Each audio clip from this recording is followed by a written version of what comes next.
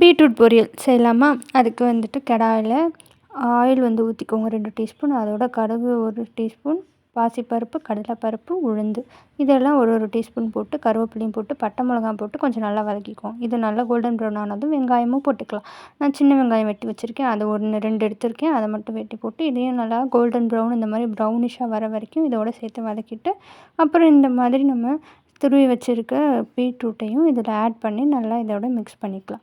இதை நல்லா மிக்ஸ் பண்ணி விட்டுட்டு எந்த அளவுக்கு பீட்ரூட் போடுறீங்களோ அந்த அளவுக்கு எடுத்துக்கோங்க. இதில் மஞ்சத்தூள், சிகப்புத்தூள், உப்பு இது எல்லாமே வந்துட்டு மஞ்சத்தூள் 1/4 டீஸ்பூன், சிகப்புத்தூளும் உப்பும் உப்பு வந்து 1/2 டீஸ்பூன், சிகப்புத்தூள் வந்து 1 டீஸ்பூன் போட்டுக்கோங்க. காரத்துக்கு ஏற்ப போட்டுக்கோங்க. நான் இங்கே 1 போட்டிருக்கேன், கொஞ்சம் காரமாக இருக்கட்டும். இதை நல்லா ஒரு சேர்த்து வதக்கி விட்டுக்கலாம்.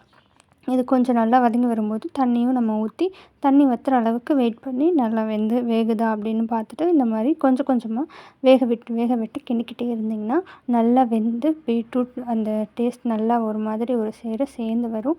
நல்லாவும் இருக்கும். நல்லா எல்லாம் கிண்டி வர அளவுக்கு வதங்கி சுருண்டு வர அளவுக்கு வதக்கிக்கிட்டிங்கன்னா டேஸ்ட்டான ஒரு பீட்ரூட் பொரியல் செஞ்சிடலாம்.